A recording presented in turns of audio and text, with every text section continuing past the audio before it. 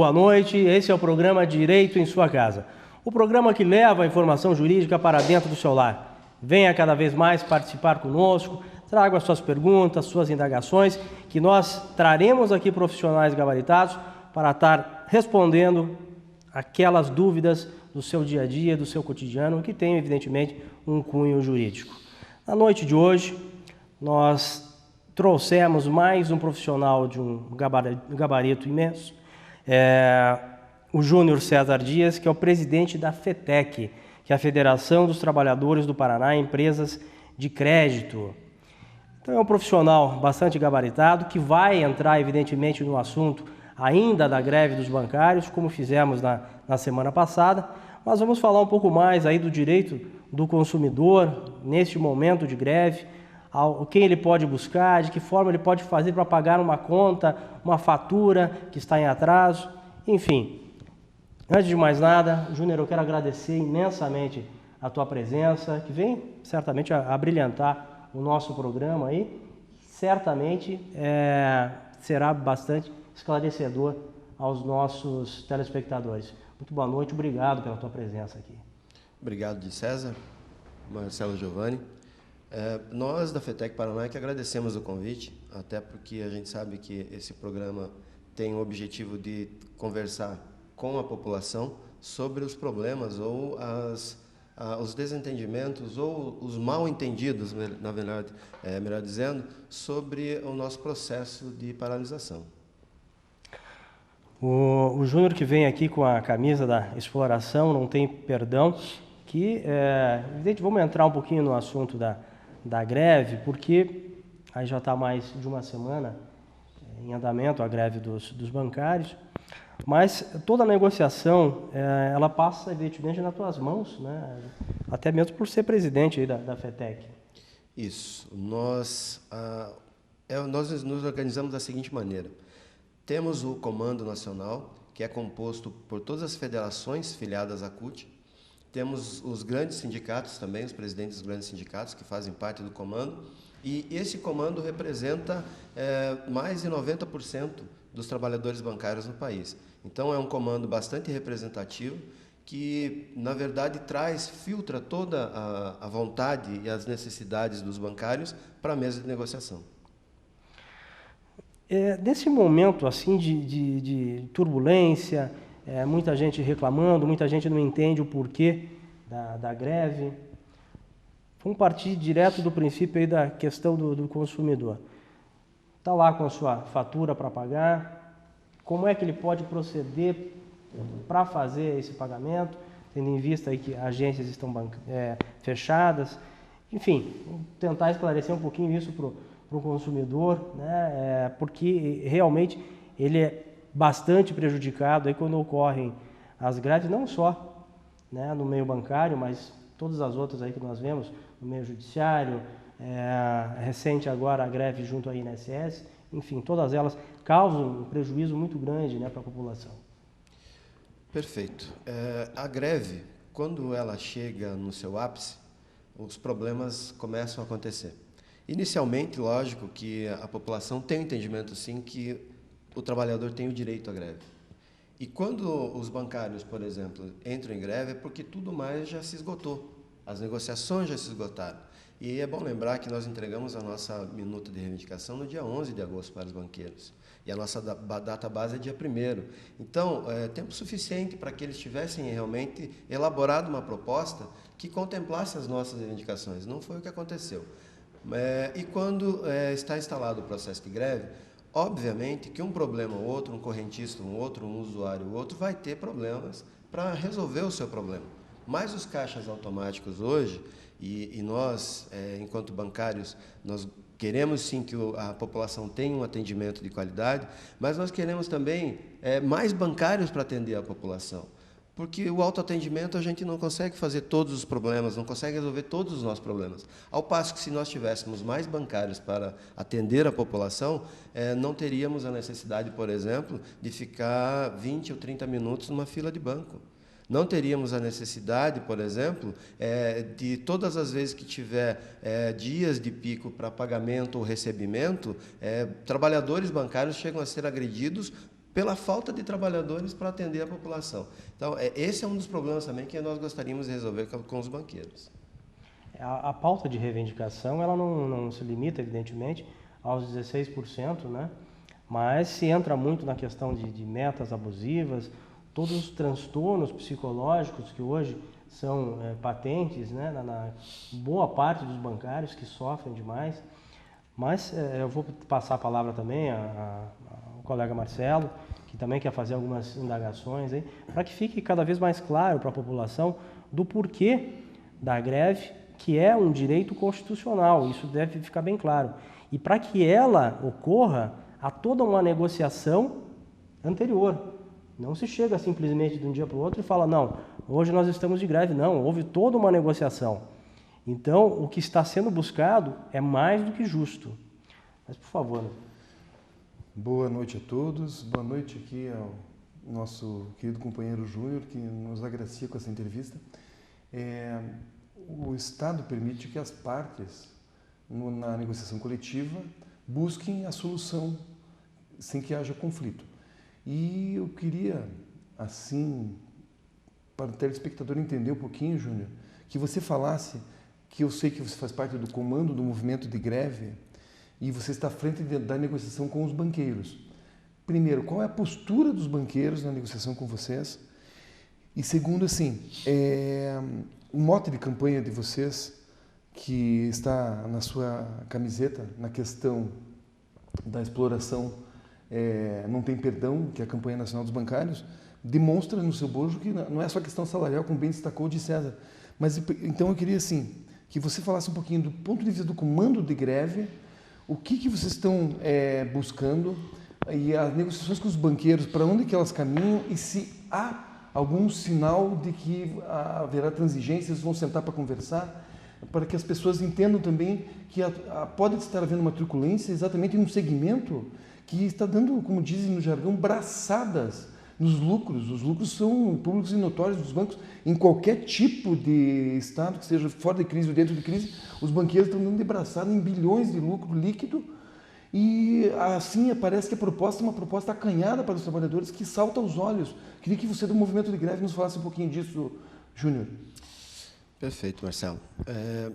Para exemplificar um pouco da postura dos banqueiros na mesa de negociação, eles apresentaram para nós uma proposta de 5,5%, que não cobre nem a inflação do período.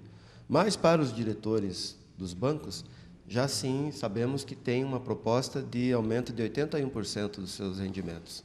Então, isso já é um desrespeito já de saída com os trabalhadores em mesa de negociação. Em relação ao direito de greve, nós temos vários piquetes de convencimento. Todas as manhãs nós estamos na frente dos locais de trabalho para conversar com os trabalhadores. E os trabalhadores já entenderam a necessidade da paralisação. A nossa greve é uma greve crescente, a cada dia. E, justamente, no momento da negociação, onde os banqueiros dizem para nós que essa medida que eles estão tomando, de não chegar nem na reposição da inflação, e ainda na contrapartida, na contramão da lucratividade que eles estão tendo, querem reduzir o número de trabalhadores, para nós a gente só faz uma leitura. Não querem contribuir em nada com a economia do país. Os banqueiros, nós sabemos, eles não produzem nada. Aliás, só tem um capital especulativo. Justamente pela lucratividade que tem, a empregabilidade dos banqueiros deveria ser muito maior. O Itaú hoje mesmo, a gente até não gosta de citar nomes de bancos, mas é um banco que tem hoje 80 mil trabalhadores, mas tem uma lucratividade que sobe ano a ano e tem ainda, recentemente, um dos diretores do Itaú disse que vai reduzir o quadro em 30%. Ou seja, os trabalhadores que lá ficarem, como é que vão ficar? Qual é a qualidade e a estrutura que terão para poder desempenhar o seu dia a dia? Então, isso tudo é que os banqueiros têm feito, não só para os bancários, mas para o conjunto da sociedade, é um problema que nós gostaríamos que a sociedade nos ajudasse a resolver. Que a sociedade, então, inclusive, se dispusesse a discutir com os bancários. Porque Da mesma maneira que os bancários são, lá no seu dia a dia, são vítimas da ganância do banqueiro, não tenha dúvida que a população, os correntistas, são vítimas também, por conta dos altos juros, por conta das altas tarifas.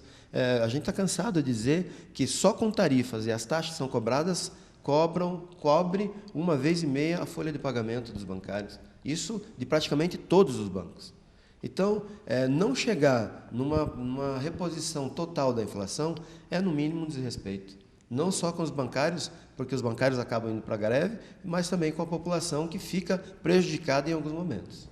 Mas sabe que eu acho importante citar, falou do Itaú, por mais que tenha dito que não seria interessante mencionar o nome dos bancos, porque isso nós vemos de forma generalizada.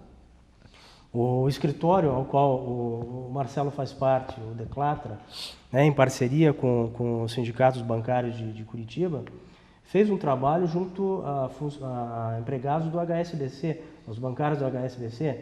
Hoje você tem até um portal onde você busca vítimas do HSBC, onde nós vemos que ali não só essa questão da defasagem salarial, mas uma cobrança exacerbada de metas.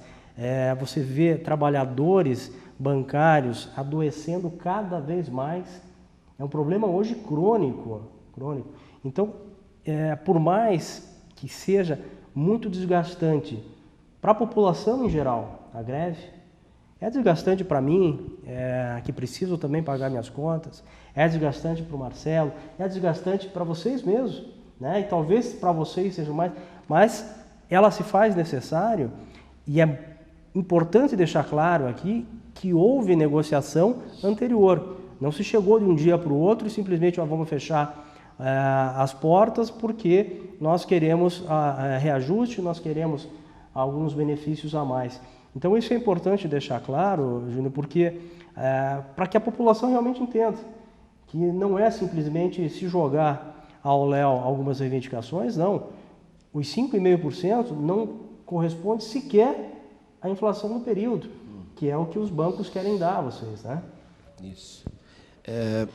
Olha só, quando a gente começa a elaborar a nossa minuta de reivindicação, todos os bancários do Brasil são consultados. E lá tem várias opções, logicamente, e algumas sugestões, inclusive, tem campos abertos para sugestões.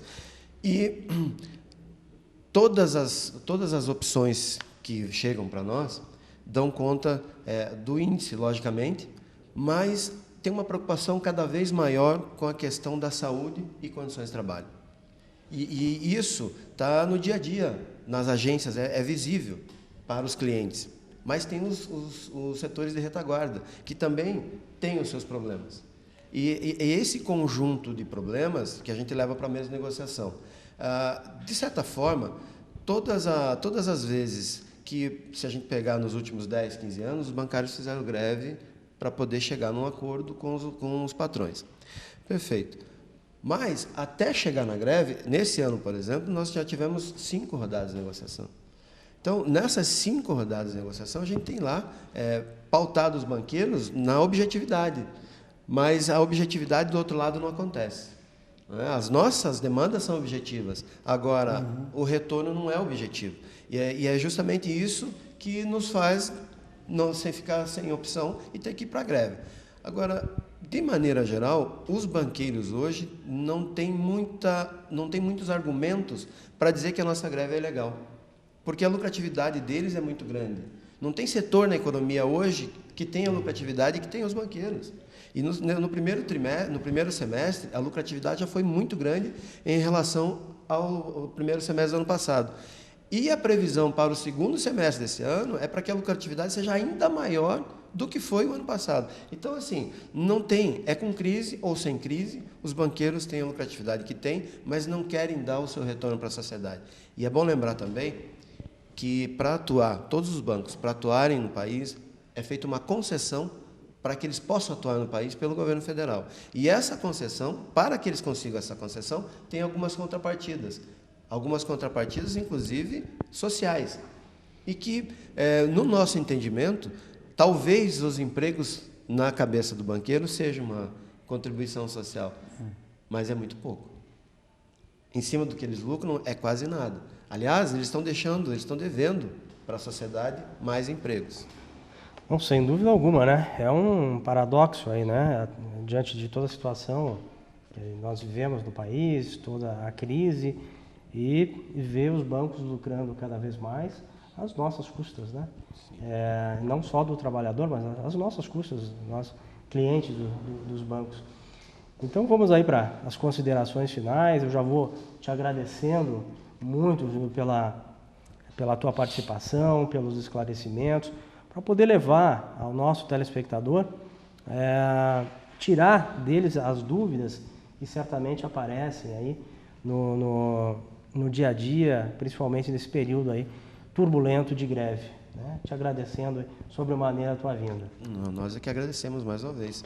E esse mote desse ano, Exploração Não Tem Perdão, é justamente nesse viés. Os banqueiros exploram não só os trabalhadores, mas exploram também a sociedade. E vai chegar uma hora que a sociedade não vai mais tolerar isso. Eu acho que já chegou o momento que a sociedade já está muito mais do lado dos trabalhadores do que defendendo, obviamente, os banqueiros. Mas, assim, os trabalhadores, de maneira geral, os trabalhadores bancários, já perceberam isso há muito tempo, que a nossa categoria ela tem uma convenção coletiva nacional, não é à toa. Inicialmente, as negociações elas se davam regionalizadas. Até tem um item que é muito polêmico nos direitos dos trabalhadores bancários, que é o 14º salário. Bahia e Rio Grande do Sul têm o 14º salário, mas isso é remanescente ainda da época onde eles faziam as negociações separadas. Hoje, como nós temos uma convenção coletiva nacional, não é possível, nós não conseguimos avançar ainda para esse direito. Mas isso só estou exemplificando da diferença que tem uma convenção coletiva nacional e uma convenção coletiva regionalizada. Hoje, nós podemos dizer que os bancários eles têm o mesmo salário praticado de norte a sul do país. Isso unificou muito a nossa categoria. E é isso que tem dado a força para fazer o enfrentamento aos bancários que a gente tem feito nos últimos anos. E os banqueiros já sabem que o bancário está organizado, a categoria está junto com os sindicatos e nós vamos fazer o enfrentamento preciso até que a gente consiga que os banqueiros resolvam. Nós vamos forçar uma negociação, porque até agora está paralisado as negociações e nós precisamos que eles retornem à mesma negociação. Os bancários estão abertos à negociação, os banqueiros é que não nos chamam.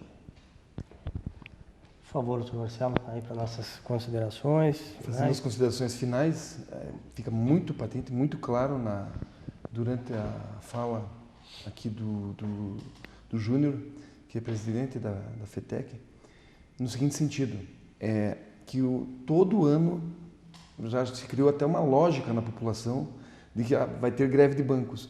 E parece assim que sempre se culpabiliza o sindicato dos trabalhadores, mas ficou muito claro para mim que o sindicato patronal não faz rigorosamente nada, mesmo com esses lucros exorbitantes, para que também seja evitada a greve e que a população seja prejudicada também. Assim, tem que tirar um pouco do foco do sindicato dos trabalhadores e ver o papel dos banqueiros como buscando os direitos sociais, o direito do cidadão, o direito do consumidor.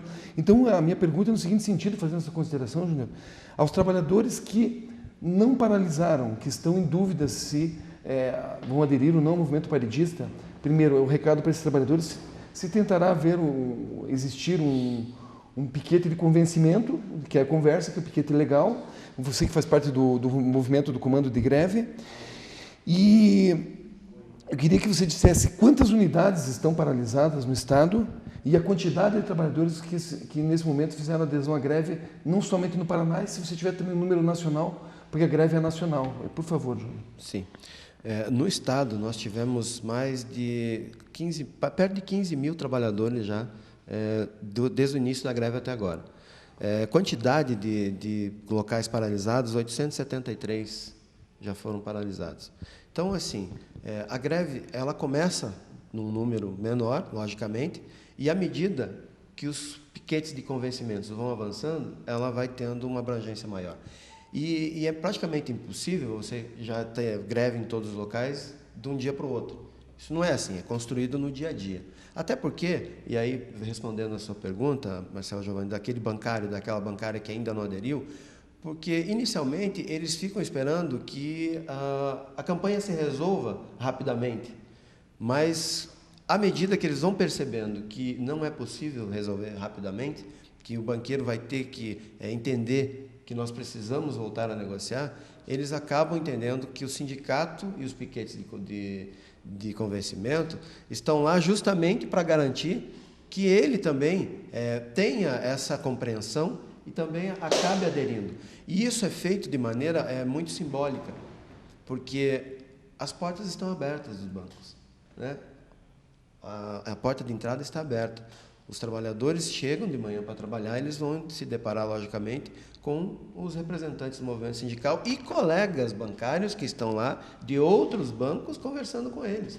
Então, isso tem um valor muito grande para o trabalhador, porque ali a gente percebe a união na prática, que são trabalhadores bancários conversando com trabalhadores bancários de outros bancos, mas para dizer para ele, olha, nós estamos aqui para garantir que a nossa campanha salarial seja vitoriosa, mas você precisa estar junto. Então, bastante, isso até emociona até, porque quando a gente está na frente de um banco, onde nós encontramos um forte esquema de polícia, um forte esquema de segurança do próprio banco, e você percebe que o trabalhador não se intimida com aquilo, então, assim, nós não podemos parar, nós temos que avançar, e você só avança com a unidade. E é onde chega a vez do trabalhador bancário ou a bancária, que até aquele momento, determinado momento, ainda não aderiu, mas ele se depara com determinada situação e ele fala, pô, está na hora de eu fazer alguma coisa para ajudar essa situação a se desenrolar. Então, é bastante simbólico isso para nós. Mas, novamente, aí te agradecendo as tuas palavras, as tuas explicações, que certamente chegaram para o telespectador de uma forma bastante clara e contundente. Nós encerramos o programa Direito em Sua Casa, agradecendo a tua participação, telespectador. E venha cada vez mais caminhar conosco. O Direito em Sua Casa é o programa que leva a informação jurídica para dentro do seu lar. Muito boa noite.